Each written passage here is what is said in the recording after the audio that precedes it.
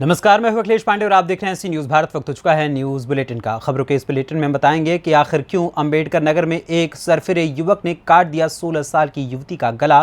साथ ही दुमका में नॉर्वे के राजदूत हंस जैकब के मिशन की झलकियां भी आपको दिखाएंगे। और इंदौर में द केरल स्टोरी फिल्म से एक युवती को कैसे मिली हिम्मत, ये भी दिखाएंगे। तो आइए और भी तमाम खबरों पर विस्तार से करते हैं चर्चा। खबर अंबेडकर नगर से, जहां थाना बसखारी क्षेत्र बिदूर में एक युवक ने 16 साल की लड़की का धारदार हथियार से गला काटकर हत्या करने का प्रयास किया। इस लड़के का नाम अंकित चौरसिया बताया जा रहा है, जिसकी उम्र 30 साल है।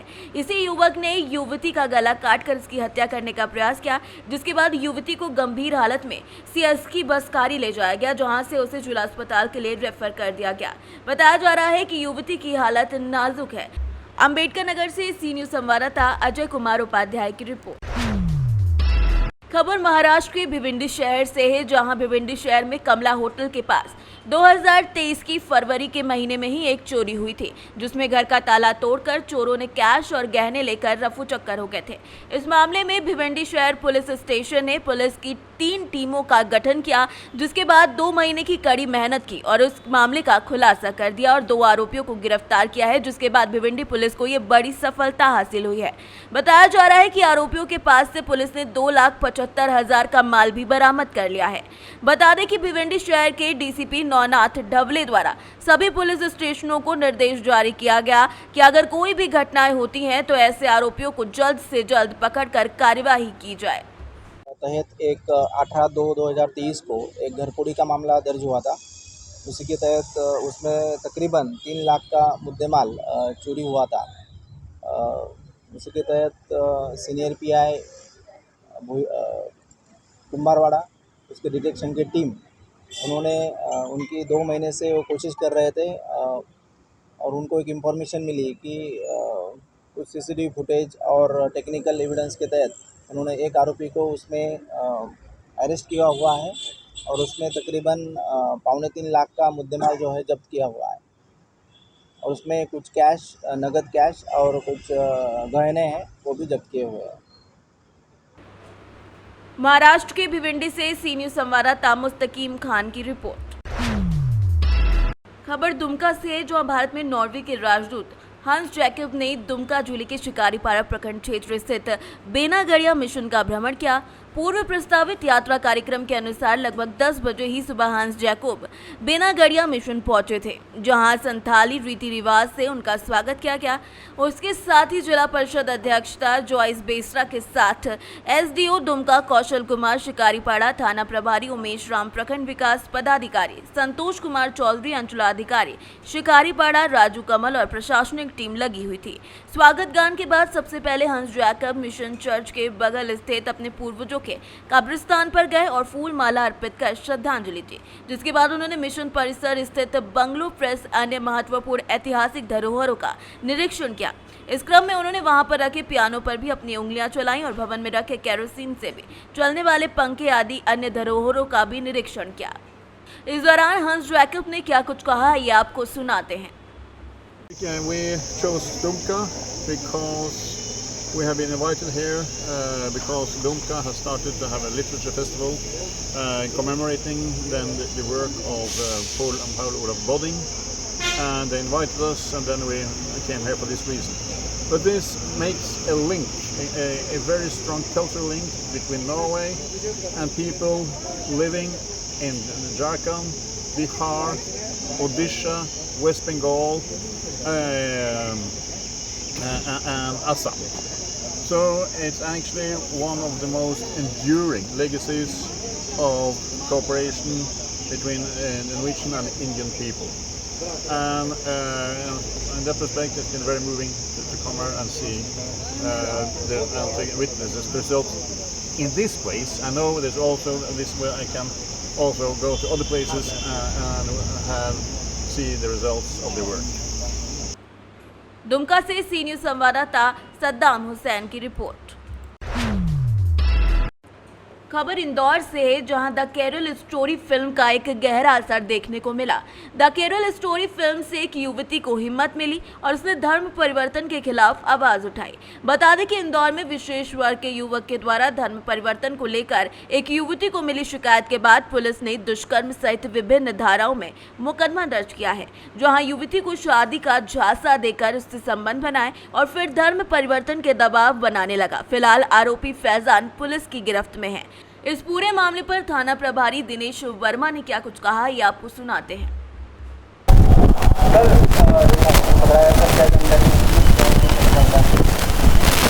ये पुलिस को युवती ने शिकायत दर्ज कराई थी कि उसका जो है प्रेम संबंध युवक था और उसने उसको अपनी बातों में फंसाकर और उसके साथ जो है लिव इन में वो रह रहा था और उसका शोषण भी किया और उसको अपना धर्म परिवर्तन करने के लिए उस पर दबाव डाला, काफ़ी उसको प्रताड़ित किया। और युवक जो है 12वीं पास था और युवती काफ़ी पढ़ी लिखी थी, जॉब करती थी, तो वो उसको उसका पूरा पैसा भी रख लेता था और उसको साथ परेशान भी करता था।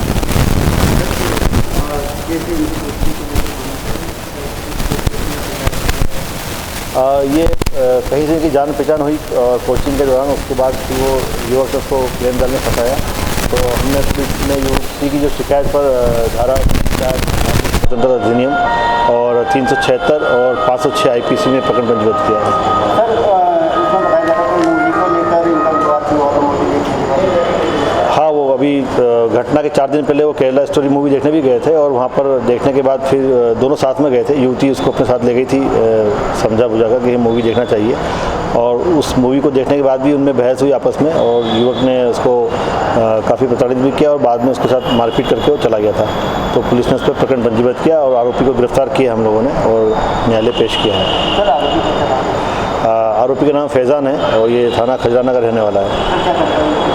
आरोपी युवक 12वीं पास से वैसे कुछ करता नहीं था, जो युवती पैसा जो कमाती थी उसी का उपयोग करता था। सर, कहीं ना कहीं मूवी के बाद में लड़की है वो मतलब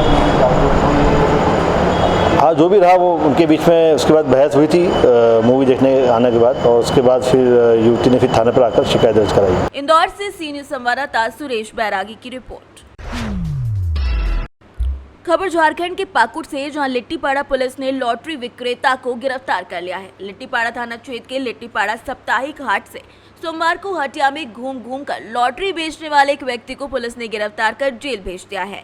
एसआई मिथुन कुमार ने बताया कि थाना प्रभारी अरुणिमा बागे को गुप्त सूचना मिली थी कि लिट्टीपाड़ा में साप्ताहिक हाट में हिरणपुर के लॉटरी माफिया द्वारा हाटिया में लॉटरी बेचने का काम किया जाता है। सूचना के आधार पर टीम गठित कर हटिया में छापेमारी अभियान चलाया गया। छापेमारी के दौरान दिवाकर दत्ता उर्फ चाइना का तलाशी ली गई, जिसके बाद उसके पास से 71 पीस ATM लॉटरी, 1500 रुपए नगद और एक मोबाइल बरामद किया गया है।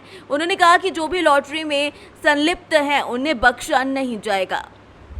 10:30 बजे थाना प्रभारी को गुप्त सूचना मिली थी कि एक लॉटरी विक्रेता लिट्टीपाड़ा हटिया में जाली लॉटरी बेच रहा है, जिसके आधार पर टीम गठित किया गया और उस टीम में SI खुदीराम हेमरम एवं मैं सशस्त्र बल के साथ में लिट्टीपाड़ा थाना हटिया पहुँचे तो पुलिस टीम को देखते हुए भागने का प्रयास किया गया, जिसे ग्रामीण एवं सशस्त्र बल के द्वारा उसे पकड़ा गया। पकड़ने के बाद में तलाशी किया गया, जिसमें लॉटरी एवं पैसा बरामद हुआ। कितना पैसा था सर? लॉटरी 1540 रुपया पैसा है और उसमें लॉटरी 71 पीस लॉटरी है। अच्छा, आगे की प्रक्रिया?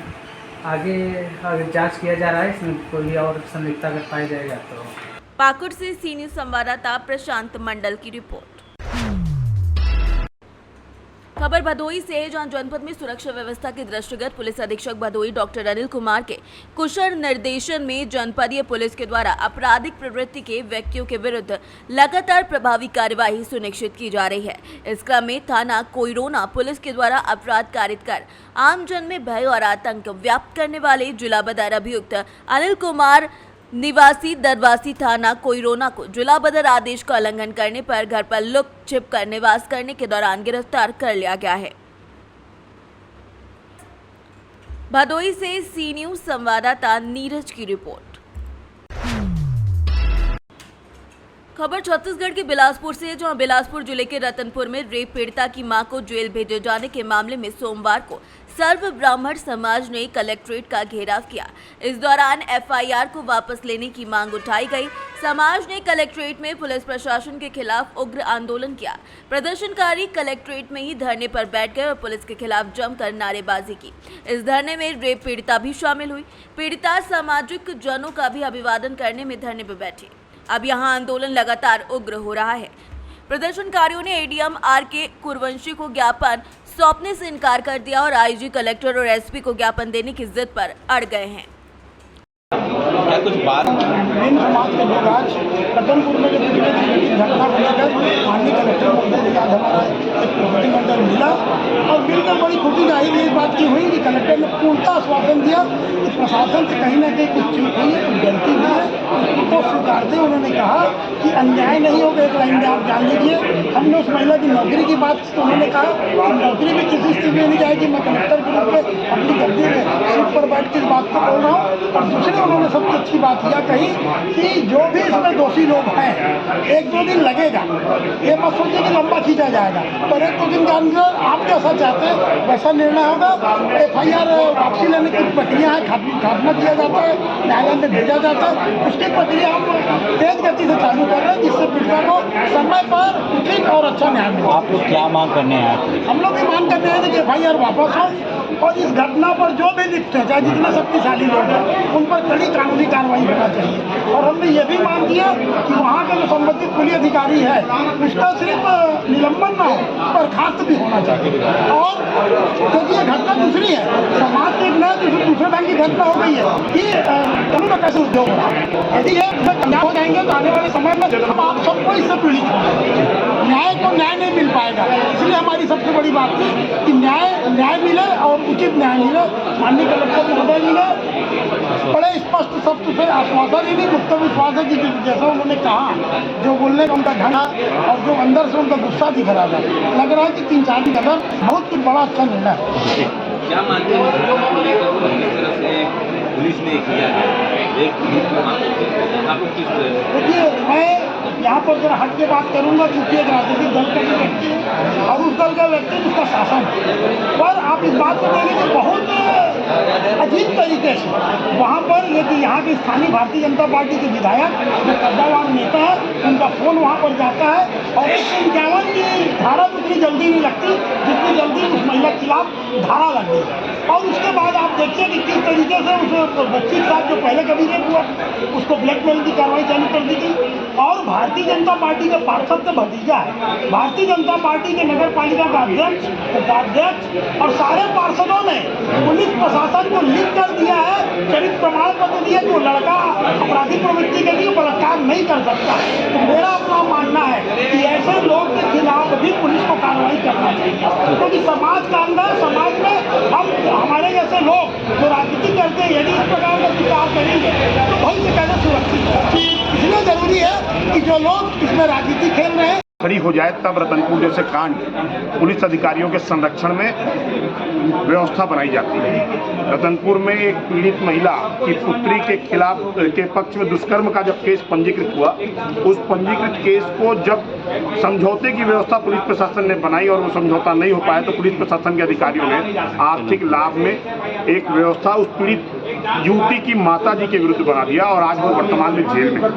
हमारी मांग सर्व ब्राह्मण समाज बिलासपुर एवं सर्व हिंदू समाज बिलासपुर की तरफ से आज हमने कलेक्टर साहब को ज्ञापन दिया है कि पुलिस अधीक्षक महोदय ने एक ऐसी व्यवस्था दी है कि जिसमें पास्को एक्ट में जो जुर्म दर्ज हुआ है महिला के विरुद्ध, उसमें एक भी पुलिस अधिकारी जांच करने के लिए महिला अधिकारी उपलब्ध नहीं हो पाई पुलिस।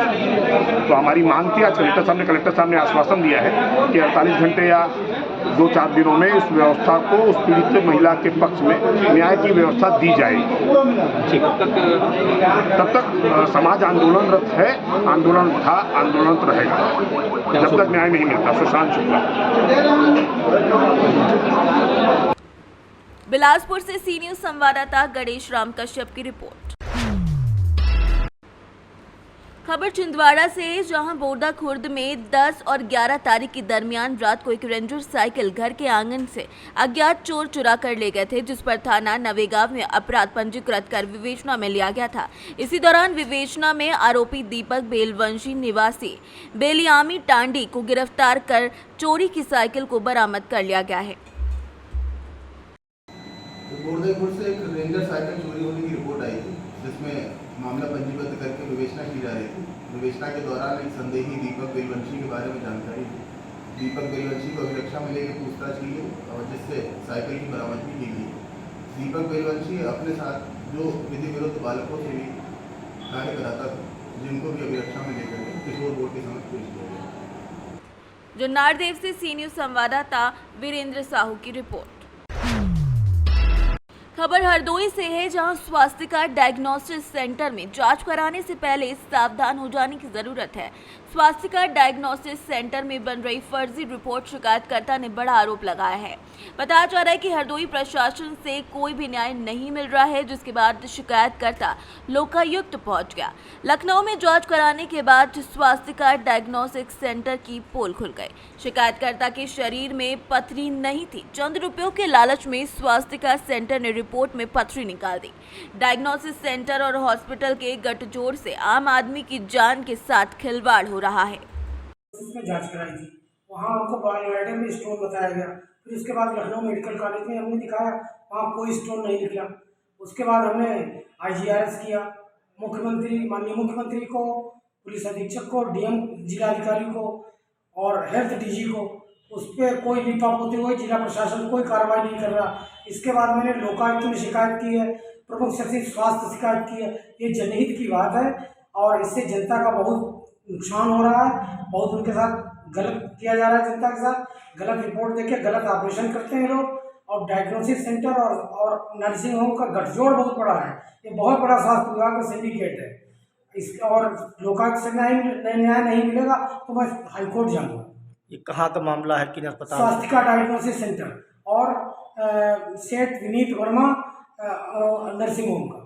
अच्छा, इस संबंध में आप आम जनमानस से क्या अपील करना चाहेंगे? कि स्वास्थ्य डायग्नोसिस से होशियार रहें, वहाँ डायग्नोसिस न कराएं, वही अच्छा है। क्या नाम है आपका? अनुज कुमार सिंह। हरदोई से सीनियर संवाददाता अमरीश कुमार, निर्भय सिंह की रिपोर्ट। फिलहाल के लिए इस न्यूज़ बुलेटिन बस इतना ही। देश दुनिया की तमाम खबरों के लिए देखते रहिए सी न्यूज़ भारत। हर खबर आपके साथ, आपके हाथ।